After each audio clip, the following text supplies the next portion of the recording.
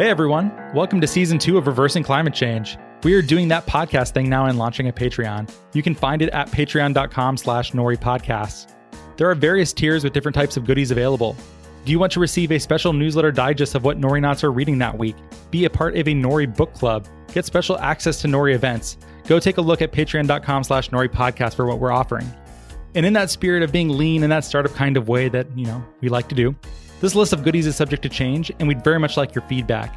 Is there something that you'd really like to see, but it isn't listed here? Honest feedback does a lot to help us shape what we offer to you. You can send an email to podcast@nori.com or fill out our podcast survey anonymously in our newsletter, which you can find at nori.com/subscribe. And thank you so much for listening to another season of Reversing Climate Change.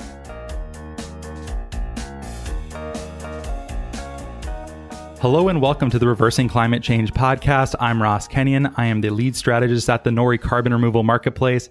Today, I have with me Jonathan Safran Foer, writer and author of many books, including Everything is Illuminated, Extremely Loud and Incredibly Close, Here I Am, Eating Animals, and We Are the Weather, Saving the Planet Begins at Breakfast, which just came out in a new paperback edition. So if you like what we're talking about today, if it catches your ear, go pick up a copy. The link is in the show notes.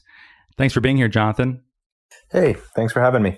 It's my sincere pleasure. I did a lot of research for this show and caught up on the books of yours that I had not read previously. And your relationship to meat is such a big part of your work in fiction and also nonfiction. I think people remember probably from the movie Everything is Illuminated, this scene where Elijah Wood is trying to explain what a vegetarian is in Ukraine, and it does not go very well.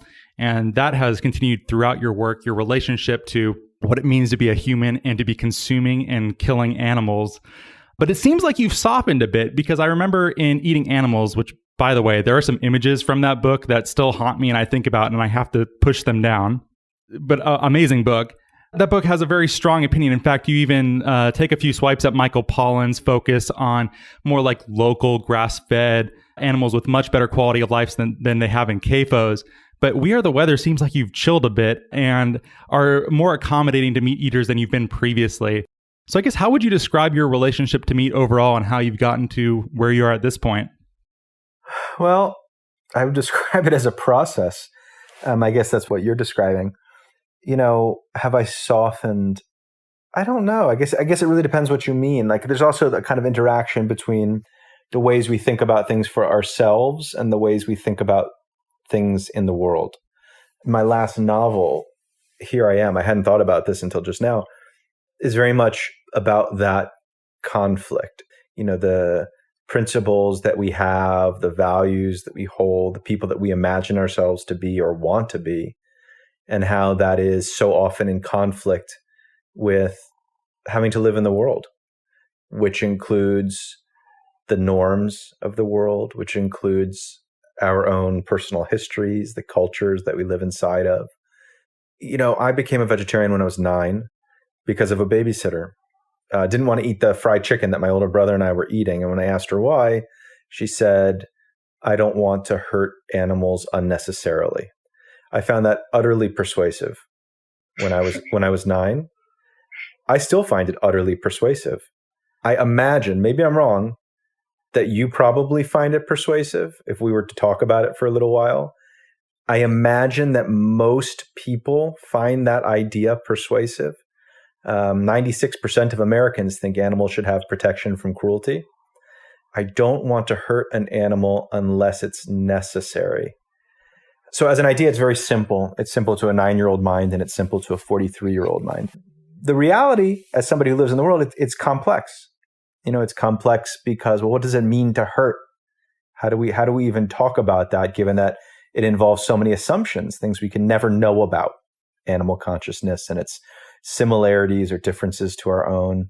To what extent those similarities or differences even matter is itself a really complicated issue. I have found that the older I get, the more open I am to allowing in the complexities, because these are very, very complicated issues. Sometimes I'm proud of my, willingness to engage with those complexities. Sometimes I end up feeling kind of disappointed in myself when I suspect that I'm allowing the complexities in because of convenience rather than because it's a more sophisticated or mature position. What I can say is I'm really glad to have spent as much of my life as I have inside of this argument with myself, having this argument with myself. I think that they are very, very rich questions to ask that have implications that are far broader than just what we eat or what our relationship to animals is, and gets at, for me, it gets at what kind of person do I want to be? And what are the limits of my attentiveness? What are the limits of my empathy? What matters to me in terms of pleasure? And what matters to me in terms of making sure that other people can feel the kinds of good fortune that I've felt throughout my life? So it's a very animating conversation, a very dynamic conversation.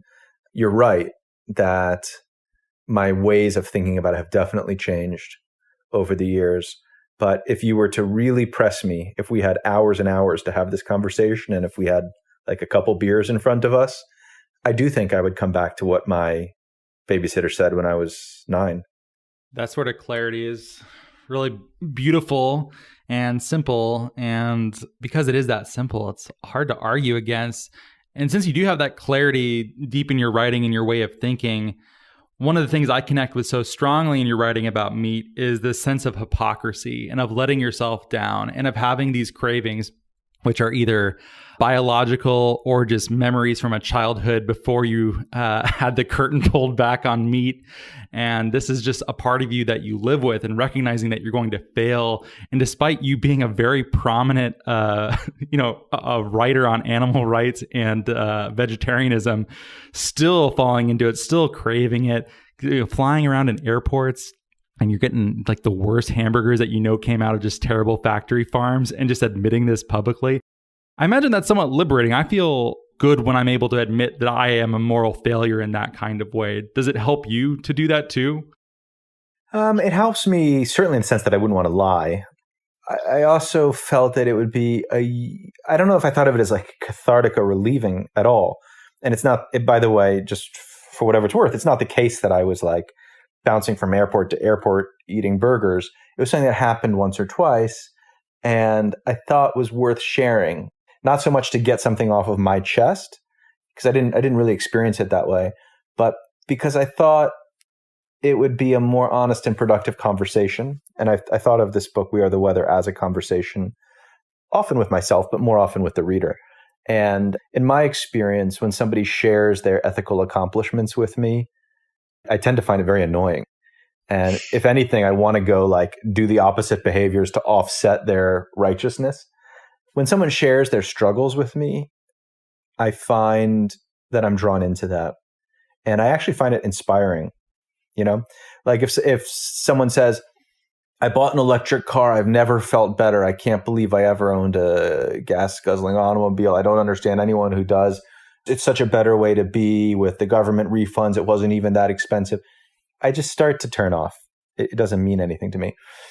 But if somebody says, God, I've been giving a lot of thought to my carbon footprint, to the portion of it that automobiles are responsible for.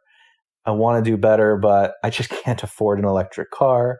I have to drive to work because I live in a city, like most cities in our country, that were designed to require automobiles.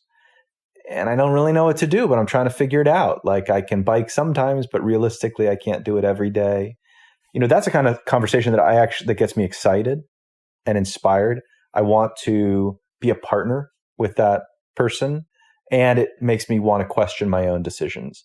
Nobody is perfect. Nobody is remotely close to perfect.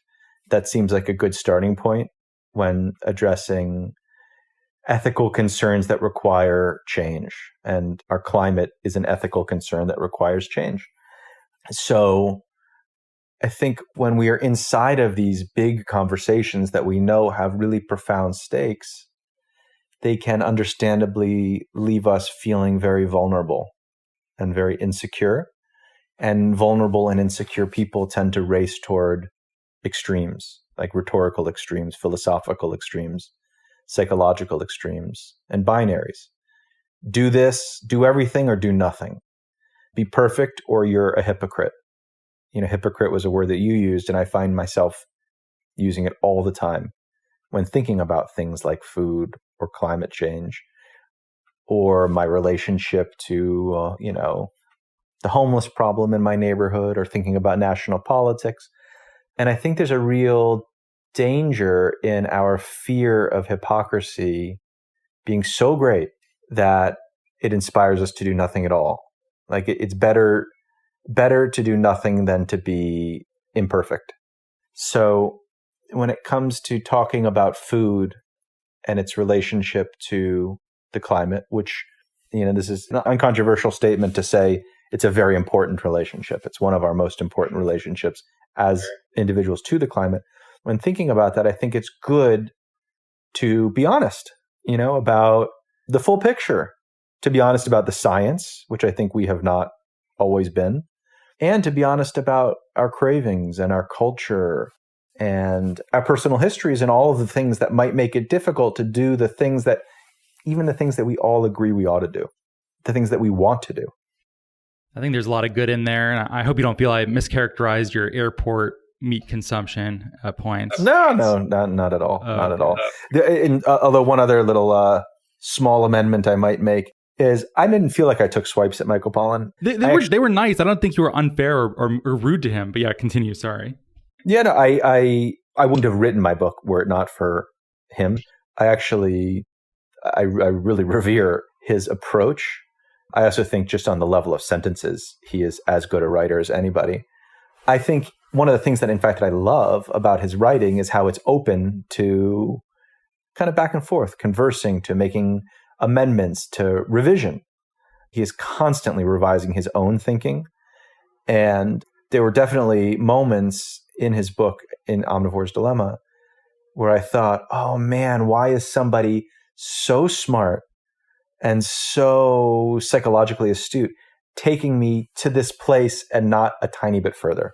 Why does it feel like his intellectual vigilance is easing up right when we get to this moment of controversy or breaking or having to stake a claim? So, which claim is that, by the way? Where do you see him stopping, and what do you push him on that we've referred to obliquely here? I think the inevitability of meat eating, the kind of like shrugging one's shoulders, like we all know how terrible this is. We all know that animals have the ability to experience pain. And we all know that the way that we eat meat, which is to say the factory farms that produce 99.9% of the animals that are eaten in the United States, we know what the environmental effects are. So let's just look it squarely in the eye and say it as it is, and not pretend that the exceptions that prove the rule are scalable or possible for everybody at the current levels of meat eating. I do think there's plenty of room to talk about regenerative agriculture. There's plenty of room to talk about, the kinds of farms that aren't factory farms. But we do have to begin this conversation and end this conversation by acknowledging that they are less than 0.01% of what's available right now, and that in a world of 8 billion people, we cannot have those things while continuing to have the diets that we have. So that, I think that was the source of my frustration. It's a fair point too. And it is not easy or cheap to eat meat in that ethical kind of way, which I suppose should be the point. We should probably be inflicting less pain on animals, should probably be eating less meat. And the meat that we should eat should probably be of higher quality and have a much higher welfare standard than they currently do. But I can't even say that I always do that. And I know you're more of an Old Testament guy, but let me throw in some New Testament here. The people that Jesus is always hardest on are the people who have the most moral certainty. And those are the people that get put on blast. Usually the tax collectors and the prostitutes and everyone else, they get a bit more leniency or understood. Man, I had an experience recently too. Sorry, this is a little bit off topic, but I hope it's rewarding for you. There was some sort of guy outside of my apartment building who was having an incident. I imagine he was on drugs. It was a cold night and he didn't have a jacket on. And the security guards at the hospital across the street were watching him too. He was like, "Hey man, can I have your coat? Can I have your coat?" And there's literally in one of the Gospels, Jesus says, like, if you have two coats, give away one. And I'm just like trying to get out of there as fast as possible. Just like the level of hypocrisy that is just built into all of these things is so extreme. And I fancy myself being a somewhat ethical person, but I think being confronted with just how far short of the standard that you fall every day is really just absurd. And it isn't just me or this one quite dramatic example, but I imagine there's lots of things that you believe that you don't live up to. But I do think if you're trying to persuade people of something, I think showing your own failure, I think you're totally right to say, showing yourself, putting yourself low in that kind of way is trust building and helpful, I think. Yeah. It's very hard to maintain. I mean, nobody achieves perfection, but whatever your closest version is, it's really hard to maintain. It feels like a position that you can fall from as opposed to something that you want to rise to. Yeah, so like that story you just told, it's a nice story. It's interesting. And what I wanted to ask you is, well, like, what did it leave you with? Like, did it leave you thinking, next time I might respond differently? Did it have any sway over how you think about your choices, or is it only a story? That's something that I'm still wrestling with, because it isn't that I haven't had plenty of opportunities to replay that scenario in my neighborhood, similar to yours, I'm sure. I'm in Seattle. And I haven't done anything differently. I still mostly ignored the problem. I'm not even necessarily as warm and smiling, which costs essentially nothing. I don't even really do that. But I'm sure there are cases like that where I like to think that I'm better than I am, but I have had a chance to prove it and I did not do better. So what do I do with that now? Well, I have a friend, one of my best friends is a magician, and he's a genius, absolutely a genius. And I asked him, what happens if you screw up a trick? And he said, what do you mean? And I said, I don't know, you drop the cards or something. Or, well, what happens if the person you're doing the trick for just lies to you and says they picked a different card? That must happen sometimes. And he said, it's okay, because I'm never performing a trick. I'm always performing a process. I don't need it to end in any one way at any one time. There's something much more improvisational about it. And I think a lot of these ethical choices, it's the same. It's not as if you're a good person or a bad person because you give the jacket one time or don't give the jacket one time, or eat a burger from McDonald's. Life is long and there's lots of opportunities to revisit decisions and to make better decisions in the future. For me, in the case of food, it's really been a process. As I told you, I became a vegetarian when I was 9, but it was not an event. It was the beginning of this process, which I'm still very much inside of, because I wasn't able to maintain it, because I just loved meat, and I wanted to eat it. And then a couple of years or months or weeks or sometimes even days after, I would say, no. I really do believe that thing that the babysitter was saying, that thing that sounds so unbearably simple that it just can't be true. It can't be responded to, that I don't want to hurt animals unless necessary. Yeah, no, I believe that. And then I become a vegetarian again. And then years or weeks or months or sometimes days later, I would start eating meat again for all the reasons you can imagine, which, by the way, aren't only that it tastes good. It's also because that's what the people around me were eating. That's what my parents and brothers were eating, that it was so tied into different kinds of celebrations, whether it was like July 4th or religious rituals. So I've really gone back and forth, and I don't beat myself up when I find myself doing things that I guess the best way to say it is I wish that I weren't doing, or I wish that I could do better. I don't beat myself up, and I definitely don't sort of put my hands up in the air and say, well, that's it. It's over. I try to take it as an opportunity to think about basically what I can learn from it, how I can do better the next time. And I think that that's the way most of us respond to most sort of ethical issues, like truth telling, for example. I assume you think of yourself as somebody who tries to tell the truth. I do. And yet, every single day I tell at least one lie. I remember reading somewhere that, the average person tells a lie every 4 minutes or something like that. But it's not as if when we tell a lie, we throw our hands in the air and say, well, there go my efforts to tell the truth. It's just, we understand that it's a process and an imperfect one. For some reason with food, people tend not to see it that way. They see it as an event. I've met so many people, really, I couldn't count them, who have said to me, I was a vegetarian for 4 years, or I was a vegetarian for 8 years, or I was a vegetarian for 2 months. Oh, and then what happened? Well, I, ate this chicken because I was at this place, or I ate this shrimp because I was at this place. Okay, and then what?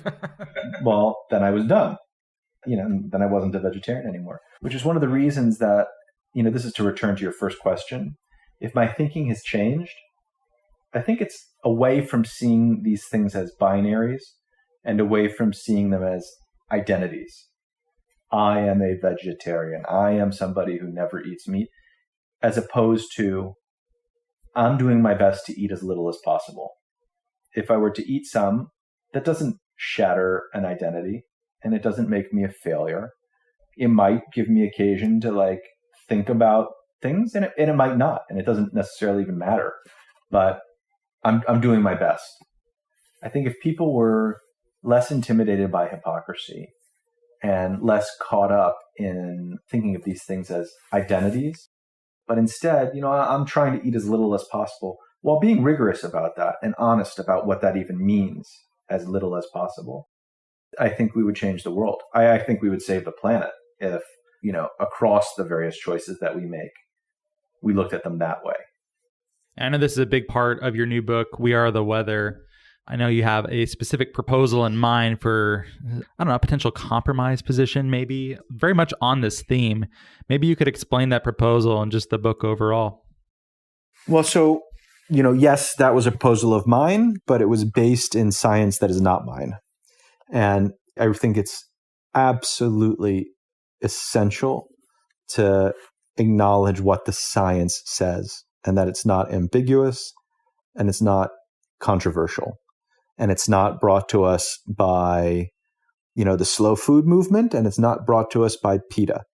Science makes abundantly clear that we have to eat fewer animal products in order to save the planet. We cannot save the planet only by changing what we eat. There are many other things we need to do as well. But we have no hope of meeting the goals of the Paris Climate Accords unless we reduce our consumption of animal products. The most comprehensive analysis of the relationship between food and the environment was published at the end of 2018.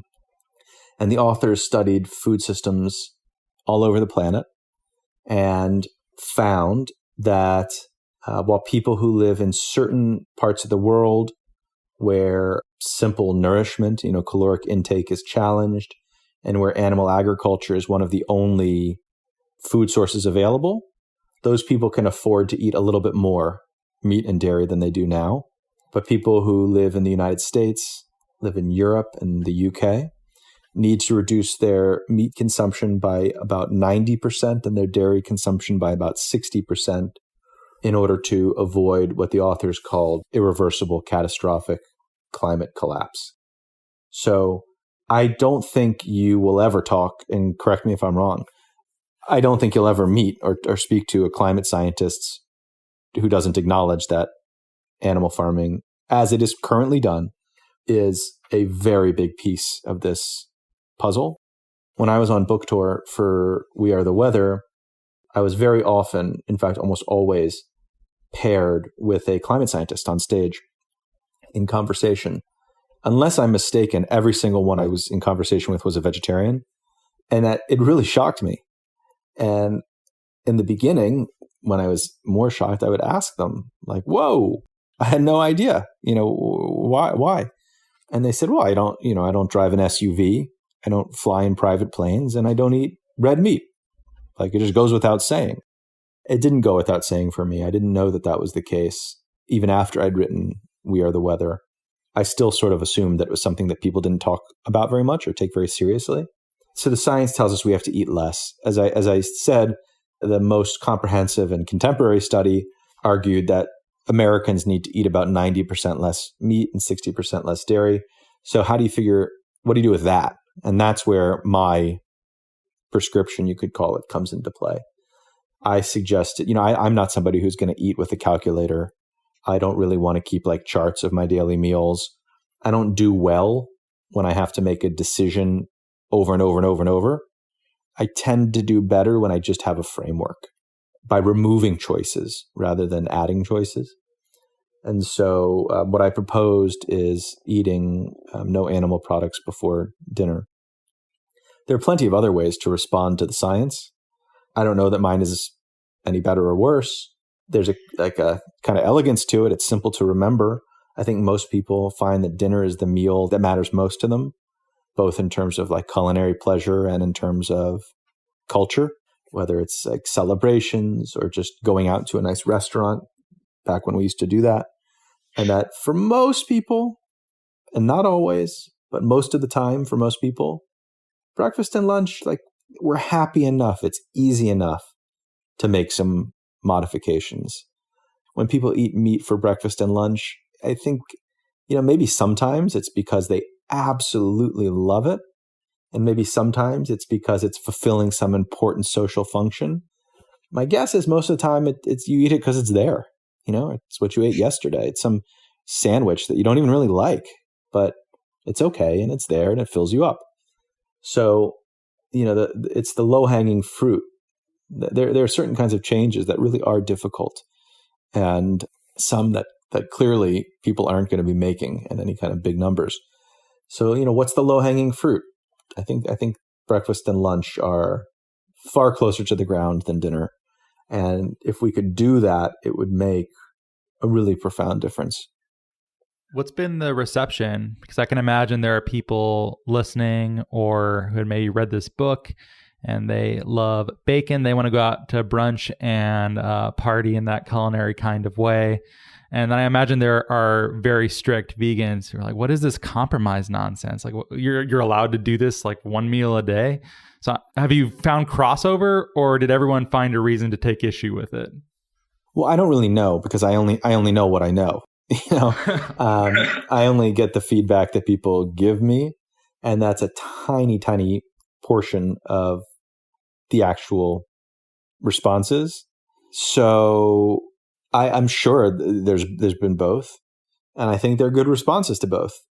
To somebody who says, I just want to eat bacon, I would say, all right, I get that. Like, everybody's got a favorite food.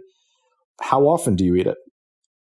Are you really eating it 7 days a week? If so, there's probably a lot of other lines of thought that might suggest you should eat less. But for example, my editor in England, when Eating Animals came out, he said to me, I find your book very, very persuasive.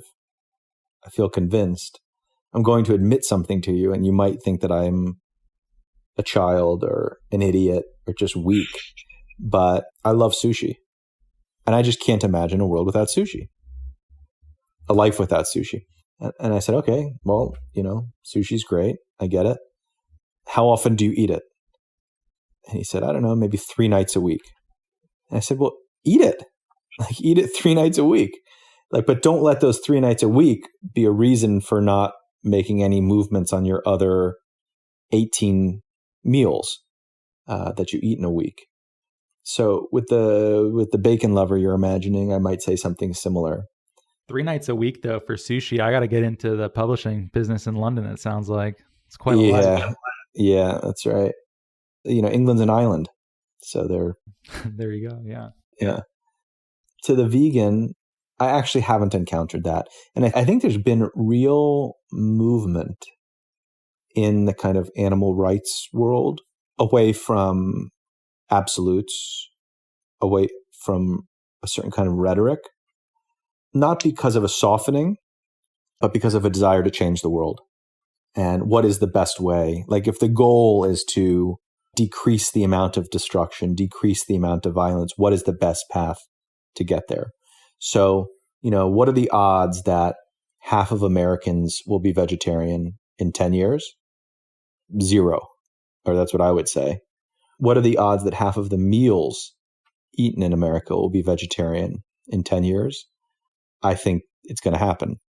Those outcomes reduce the amount of violence and reduce the amount of destruction equally.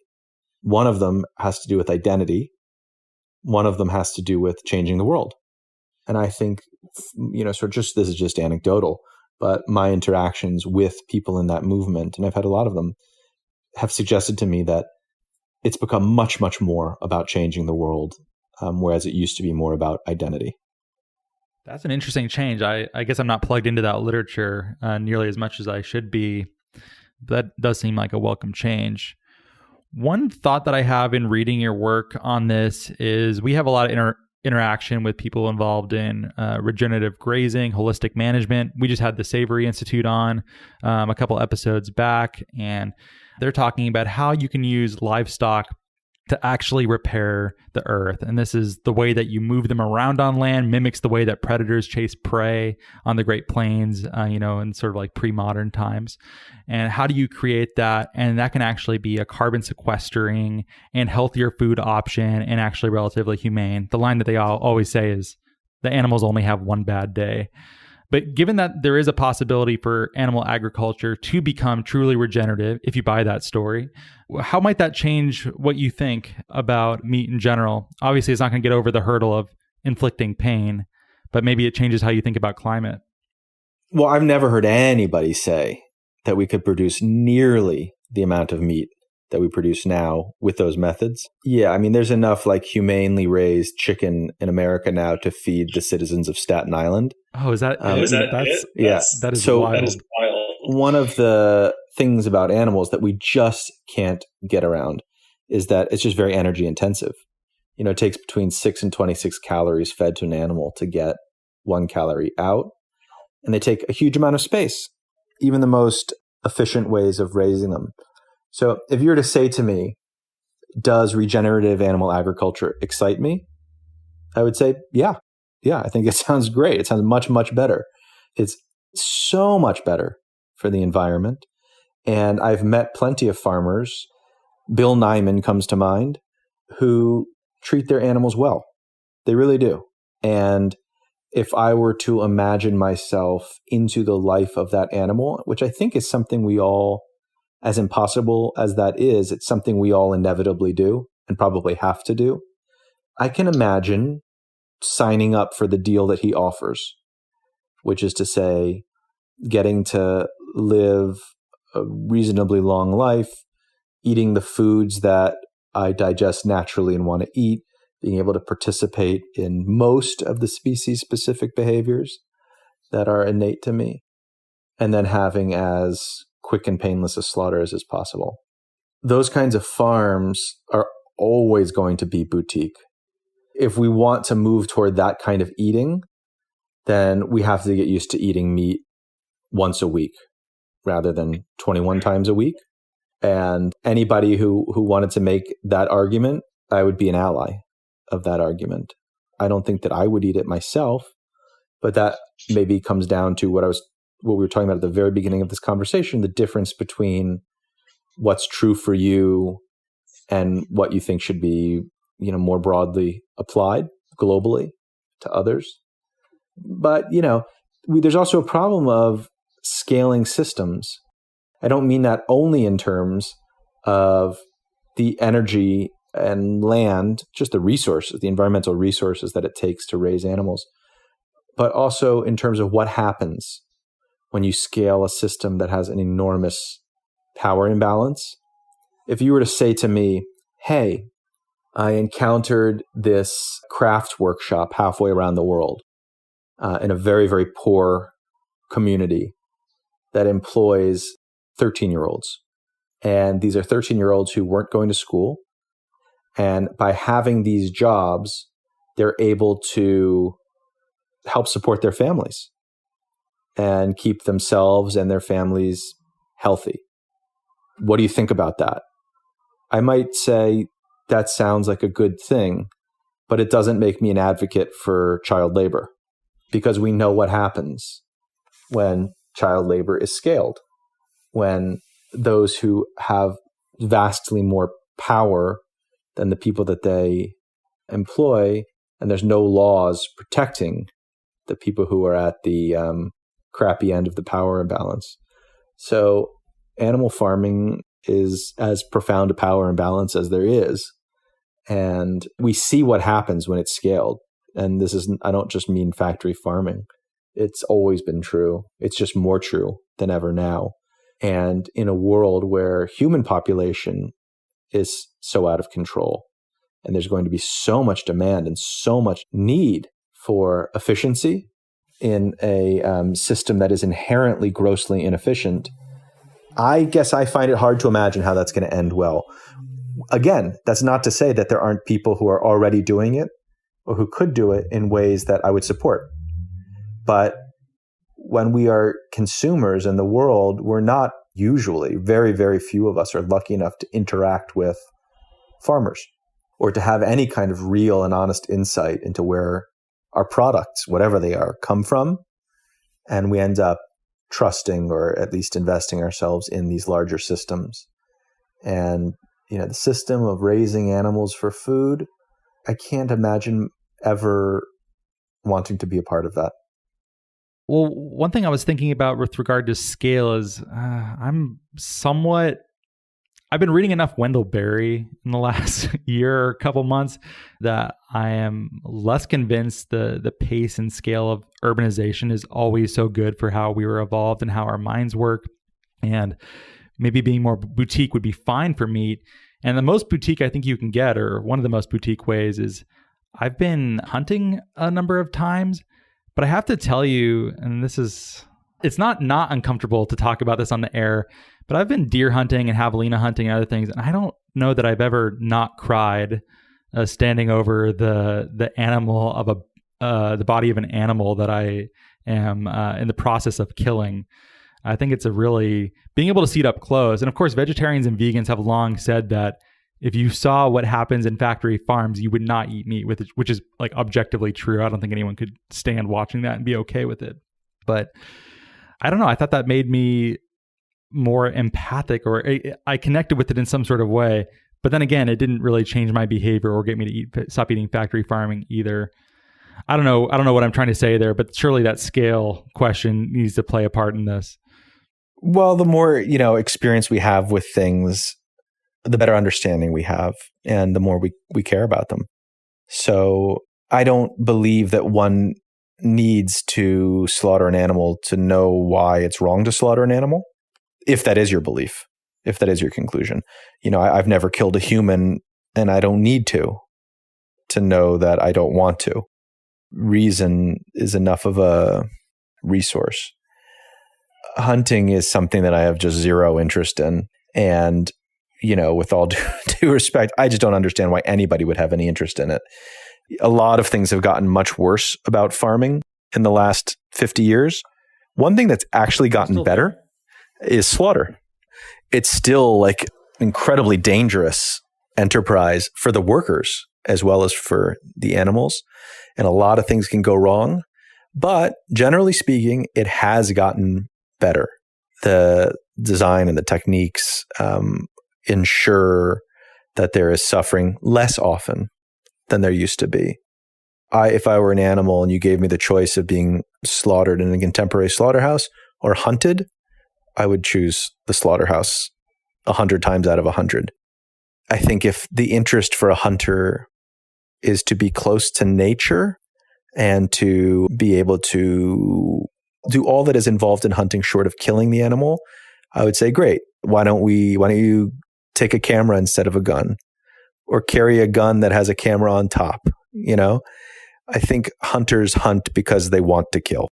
And that's an instinct that I want to have nothing to do with, and would certainly, we're talking about parenting, that wouldn't conform to my idea of what it is to, frankly, to be a good person. And clearly there's no future in which we're scaling hunting as a way of eating. There are 8 billion people on Earth. The majority of humankind lives in cities. It's just not going to happen.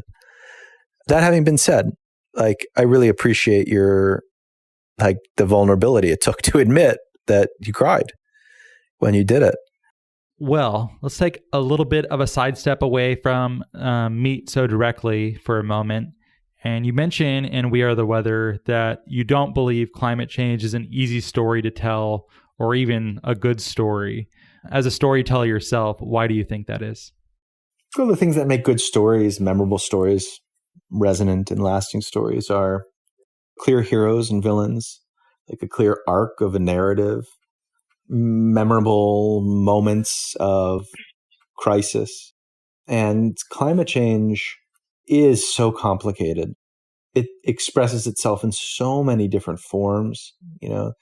Like if you were asked to explain to somebody what the wildfires in California have to do with climate migrations in the Middle East and species extinction, the burning of the Amazon, and the flooding of coastal cities, you could do it, I assume, but it wouldn't be elegant.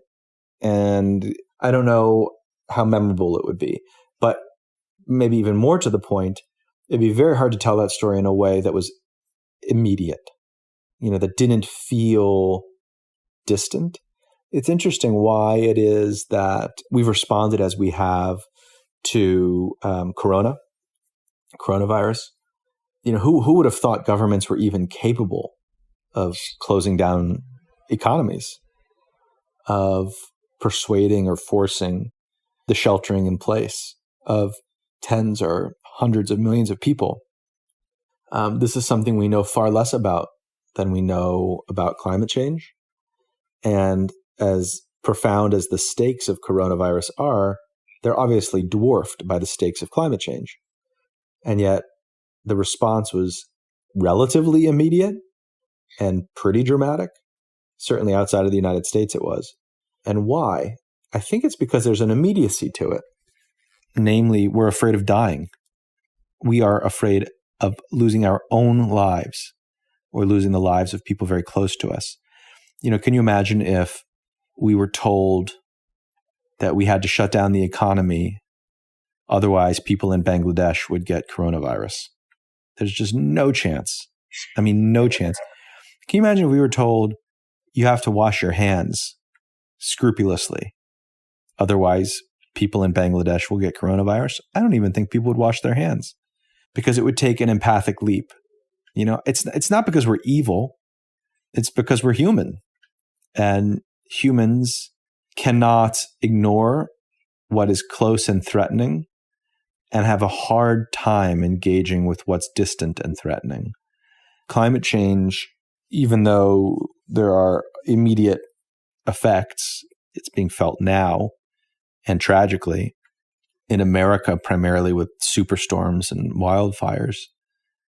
I don't know many people who feel personally threatened.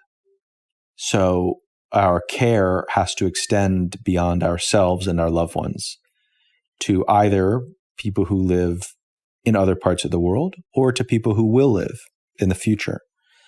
And it's very, very difficult to extend one's care across those distances. I speak personally. I've known about climate change for years and years, and I've cared about it, or I've thought that I've cared about it. I've described myself to others and to myself as somebody who cares about it. I have attended marches. I know the right things to say at dinner parties, and I believe them when I say them.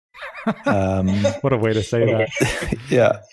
But the truth is I've had great difficulty feeling it in the ways that we have to in order to inspire the kind of change that's absolutely necessary. Yeah, we had Kate Nibbs on from Wired, and we were talking about cli-fi and doomer lit and these new genres and subgenres within literature about climate. And we were trying to talk about why this story is so hard to tell. It's a hard one to even articulate sometimes. But we ended up talking about horror monsters and sort of the allegories that are just built into them. When you think about something like Godzilla, that is about the threats from nuclear energy and the nukes that landed on Japan. That was a very passive way of saying that. The nukes that were dropped on Japan. And climate change doesn't have that yet. There's not like a nice wrapper for it. We thought about maybe doing the abominable snowman. Maybe that's a literary device we can employ to tell a story about it. But there isn't a nice little neat package to deliver, and it kind of hurts the brain to try to make one. Well, I think that's just exactly what I meant when I said it's a difficult story to tell. Not journalistically, but in a way that will really move people and move people over time, right? So Uninhabitable Earth, for example, it's a very good book and it really moved me, but only for a little bit. And it's not a critique of the book. I literally don't know how he could have done it better. I don't. I thought it was just beautifully researched, beautifully written. I don't know how it could have been better. I'm critiquing the subject because I really, when I was 50 pages into it, I wanted to buy it for everybody I knew.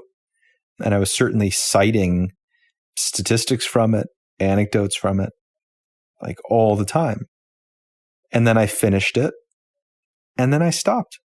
And I have yet to read anything about climate change or hear anything about climate change that's stuck in the way that it needs to stick, that it not only to move me, but to move me in a sustained way. Not even something like Roy Scranton's Learning to Die in the Anthropocene, which I've read and you reference quite a bit in your book in the form of a response to it and your engagement with it. Maybe that didn't make as big an impression on you? It did, in the sense that I did think about it a lot and I wrote about it at length in my book. It obviously frustrated me. It frustrated me in part for the same reason that Michael Pollan frustrated me, which is he's just such a great writer and such an obviously great thinker. It's a little bit like you were saying when you're talking about how Jesus sort of was slowest to forgive I can't remember how you put it, the absolutists.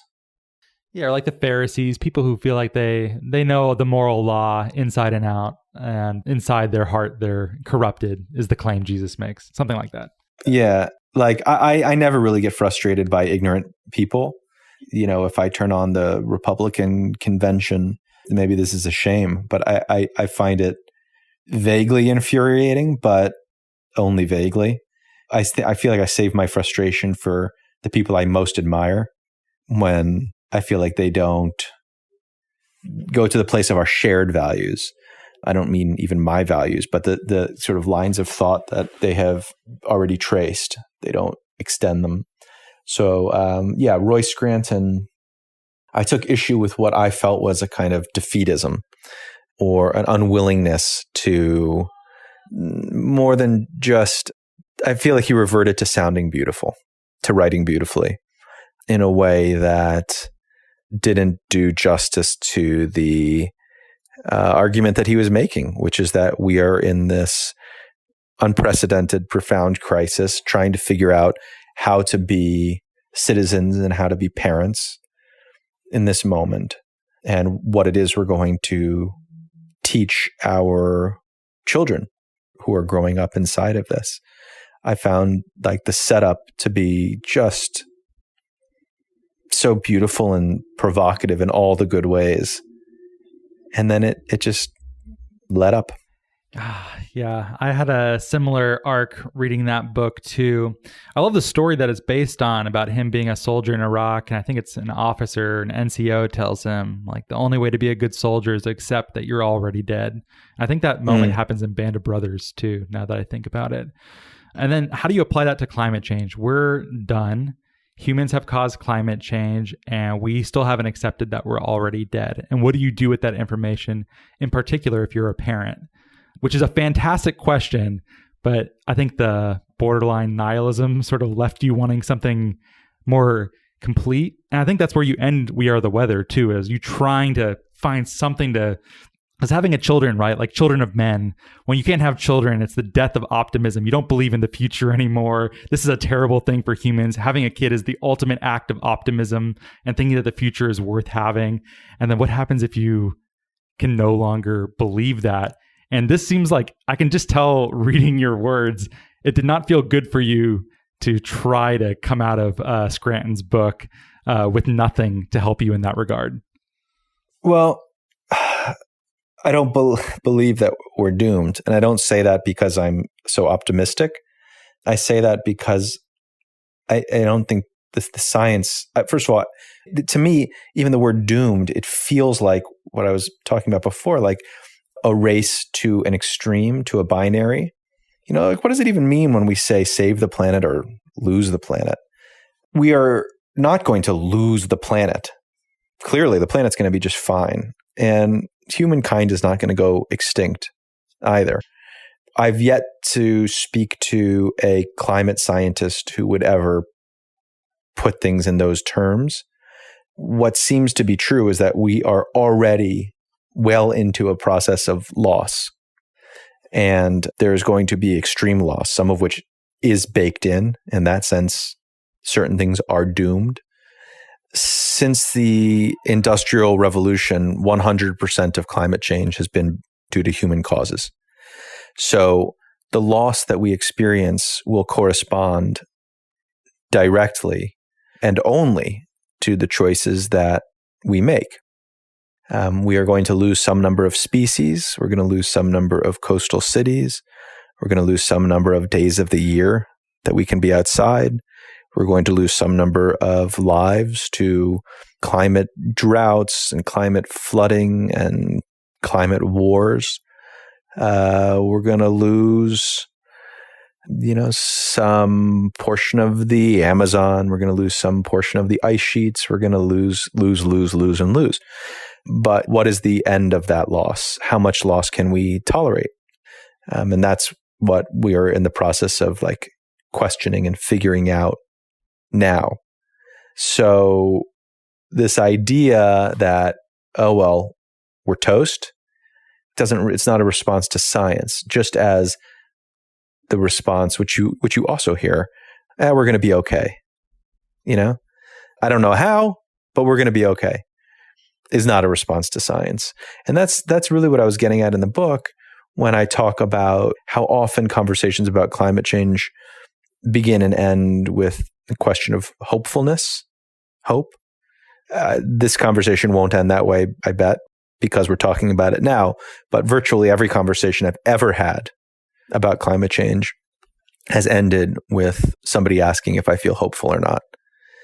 And I try to redirect the conversation because, having hope implies that the future won't be determined by our work, and hopelessness suggests that our work won't ultimately impact our fate. And I feel like Scranton was expressing a hopelessness that felt a little bit self-indulgent to me and not in keeping with the struggle that's ahead of us.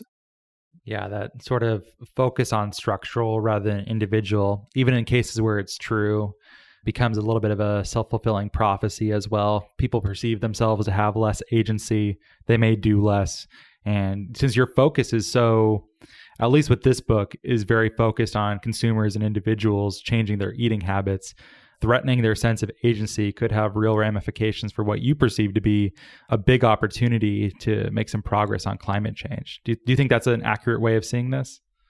Yeah, I mean, we were talking earlier about how good or bad a story climate change is. There are a lot of different stories to be told about it. And some of the stories based in the same information are motivating and some are not. Some suggest that we have a degree of power in determining our fate, and some suggest we don't. And in that way, some stories are more useful than others. I don't mean that they're more true necessarily. They can be equally true, but one can be more useful. So I'm interested in the useful stories. So my wife and I have a Weimaraner, and the color is actually officially called fawn, like a deer. And she looks like a deer. When I see a deer, I think of my dog. And there's something about humans are partial, right? And so animal liberation legend Peter Singer a lot of his philosophical research was written against partiality, against having these sort of preferences. A life in Bangladesh should matter just as much to one in the town in which you live. And the fact that we are more partial to one than the other is actually our brains doing something that they should not be doing. But I just see my dog everywhere with animals, and I'm partial to my dog. But given that I can see this sort of like universal life spark, or I don't even have the words to say it without it sounding kind of new agey, but I feel like that's been working on me a bit lately. Does that make sense? Of course it makes sense. I have dogs. I have 3 right now. As is maybe obvious or not, I find the question of meat it's an open question for me. Like, I don't want to eat it, but I'm not positive that I'm right, whatever that means. I'm definitely interested in hearing other people's perspectives on it. I'm open. When I hang out with my dogs, I'm not open. I'm just not. I look at them, I say, like, there is absolutely no questioning. There is no questioning that they have some kind of rich experience, even if I can't know the details of it. And it is wrong to eat dogs. I just think it's wrong. It's categorically wrong. So then what's the difference? What's the difference? I mean, science doesn't suggest any difference between dogs and pigs, except for the fact that pigs are probably smarter and probably have more of a life experience, probably experience pain more acutely, or the anticipation of death more like richly. So there are moments when, and this again comes back to the very beginning of our conversation, when you're asking me about how my mind has sort of changed on these issues or developed, my opinions have developed. Yeah, like as you become an adult, these ethical binaries soften somewhat, and you become more accepting, and you often hide behind the supposed, complexities of the supposed real world. But at the end of the day, if you were to really push me on it, I think I would say it's wrong. It's just wrong. I think this is a good place to wrap it up. Are you content with this ending point here? Yeah, I appreciate this conversation and your time. Yeah, it was a lot of fun. Jonathan Safran Foer. You should pick up the paperback edition that just came out of We Are the Weather. Saving the Planet Begins at Breakfast. If you like the timbre of this conversation, there's a whole lot more where that came from in that book. So thanks, Jonathan. Thank you. Take care. Be safe. You too. And if you like the show, please rate and review us on iTunes, Apple Podcast, Stitcher. Writing a review really helps get this content out to more people. And thank you so much for listening.